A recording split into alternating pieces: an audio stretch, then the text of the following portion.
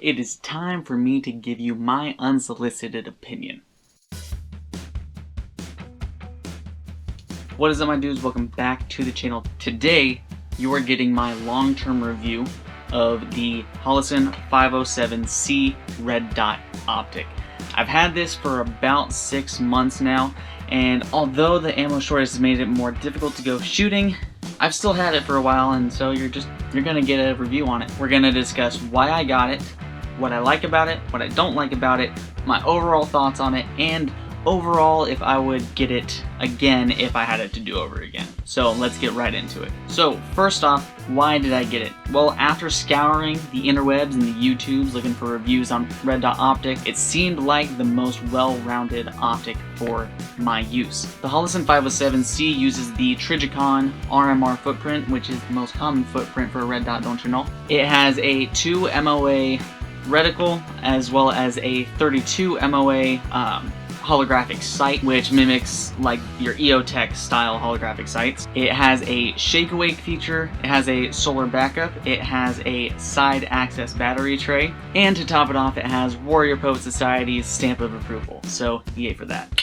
Okay, so after these 6 or 7 months, whatever it is after I put this video out, what do I like about the red dot? Well, nothing.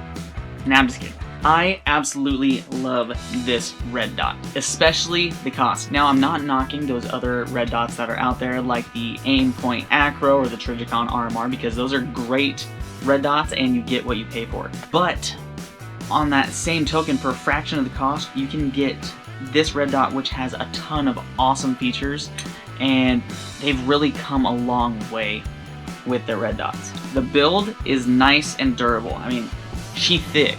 It's a really robust, durable design without being massive, and I mean, you still gotta be careful, but it's very durable. With just the push of a couple buttons, you can make this your holographic circle with the dot, without the dot, you can have just the dot, and you can adjust the brightness from it being super bright to super dim if, you know, it's nighttime, whatever. And it's really easy to learn those features and use them. Plus, it has a nice sized sight window, so you can actually acquire that dot pretty easily without it being super bulky. The bulkiness, well, that's what this outer impact plate is for. Now, I'm working on a long-term review for that as well, since I've had them about the same time. So if that's something you guys want to see, I'll have that linked here or down in the description. So when that does come out, you guys are able to see that as well. Now, the last big thing that I like about it is the shake awake feature. Seriously, the thing is so responsive that I feel like I have to kind of sneak up on the gun to see it without the red dot illuminated, which is great because anytime you're in a situation, which, you know, we don't want you to have to be in that situation, but if you are in that situation, you don't have to worry about not being able to see the red dot, because any real movement is gonna make it visible. Alright, now let's move on to my dislikes. So, funny enough, initially I got the Holosun 507C red dot because I was used to an EOTech optic, and so I really wanted that feature of the holographic sight.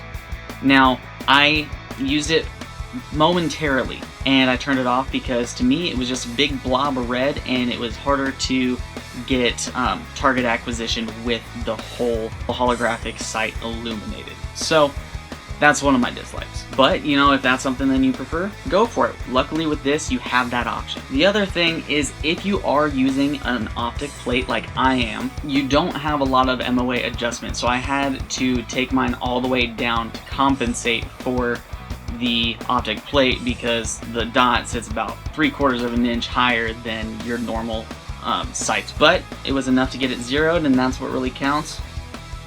And I'm not really adjusting it any besides that. Alright, so all of that having been said, if I had the opportunity to get the Holosun 507C red dot again, would I do it? Well, yes and no.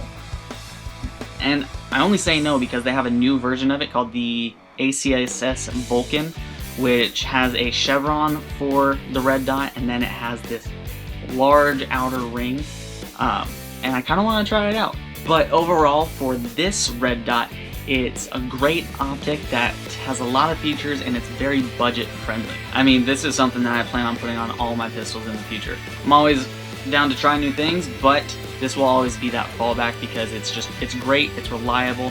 50,000 hours of battery life plus all the other features that are just packed into it. It's phenomenal. I've been asked by people my opinion on the 407C, and I don't have a lot of experience with it, but it's not a large price difference. My recommendation is to save up your money for the 507C and put that in your arsenal because I am absolutely in love with this red dot. Kind of concerning how much I like this red dot. Don't tell my wife. Thank you guys for watching. Like I said before, if you want to see that outer impact red dot mounting plate review, I'll have it linked here when it's done. That way you guys can see that. If you guys want to see more reviews and things along those lines, if there's things you guys want to see reviewed, let me know. If you guys have any questions or comments, feel free to put them down there and I'll try to get to them. Thank you guys so much for watching. Y'all have fun, be safe, make good choices. Have a great day.